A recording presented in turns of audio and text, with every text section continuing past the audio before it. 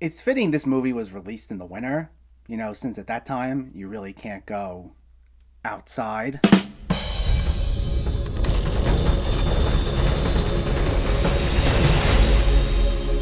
How's it going, everyone? Welcome back to my channel. Today we're talking about Netflix's first major film of the year, Outside the Wire. Let me know in the comments before we begin what your thoughts on this movie were, if you already saw it, if you were planning on seeing it, if you weren't planning on seeing it. Let me know in the comments below so we can discuss. Also, make sure to hit that thumbs up button if you like these reviews, as it helps me out immensely by getting my channel out there and growing the community. And if you are new here, I hope you consider hitting that subscribe button so you can stay up to date with reviews of newer films, older films, hidden gems, and so much more on a near daily basis. But let's not waste any more time and let's get to Outside the Wire. This takes place in the near future, where a drone pilot, played by Damson Idris, is sent into a war zone who finds himself paired with a top-secret android officer, played by Anthony Mackie, who's on a mission to stop a nuclear attack. Directed by Michael Hafstrom, who also brought us 1408, The Right, and Escape Plan, this is not a new installment of the Terminator franchise, but is actually a totally original film. Though it's hard not to see some of the comparisons. But the one overall quality I'd say this movie shares with the androids of the Terminator movies is that it's a fairly cold, emotionless sort of experience. I didn't find it to be terrible, to be clear, because I actually thought it had some solid moments of action that I found to be sporadically entertaining, but in general, it's a film that takes itself so seriously at nearly all times, but it doesn't really give you a reason to care all that much. It rarely tries grabbing you emotionally, and that's because it spends a lot of its time having to explain every little thing to you. While I like the idea of having a whole new world to explore in sci-fi and fantasy films, the way this movie chooses to have us explore this is all through exposition. Not only do we get a decent amount of text to read in the opening to just set the stage, but then we get a lot of long-winded speeches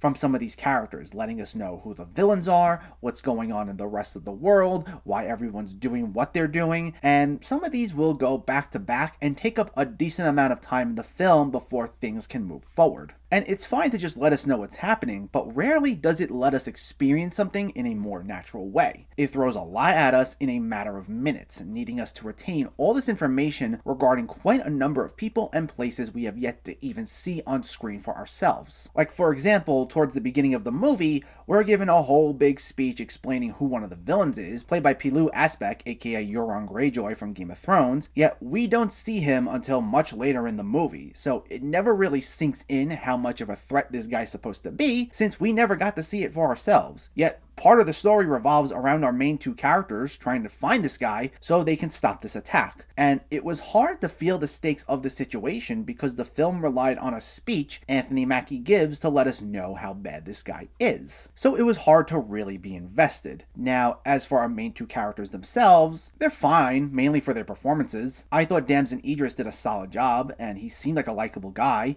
and meanwhile Anthony Mackie gave what was probably the most energetic performance of the film, trying at times to make things a bit fun through his delivery, and I thought both of them had solid chemistry together, and they would have been really enjoyable to see if the script was much better. Here though, the characters themselves had a very typical setup. It plays like a buddy movie, though just without many of the laughs. And most of their character development is very surface level. Like, we hear repeatedly how Idris's character has a wife he needs to get back to, even though we never once see her in maybe a flashback or something, nor does he try to contact her. It's just he'll name drop her a few times, and we're simply supposed to buy that as the main reason why we should care for him. I actually thought Anthony Mackie's character was slightly more interesting for some developments about him later on in the movie that I won't get into just to keep things spoiler free. But there was also this slightly weird dynamic with him where he pretty much plays a normal guy, but the film would just every so often mention he's an android, and we get a quick shot where he'd show us his more robotic elements, or there'd be a throwaway line about how he's programmed, and it just felt as if they were shoehorning it in, and it was to just remind us, oh, by the way, he's an android, even though he speaks with a lot of emotion, makes jokes, gets angry, and does whatever he wants. It was really weird in a way, and it didn't make for the most consistent character. This really didn't work for me. It was well acted and had some nice action scenes, but it's a film that throws a lot at you, but does so by just explaining everything rather than letting you experience this world for yourself. A world, by the way, which is very similar to the Terminator franchise, and it'll be hard not to think of that when watching this. It has an overly serious approach that never really lets you get to feel any other sort of emotion. It has characters who aren't developed all that well, and it has a story that isn't really interesting. So it's the sort of film I can see people checking out after a while, and one that I wouldn't recommend, unfortunately. Outside the Wire gets a 5 out of 10.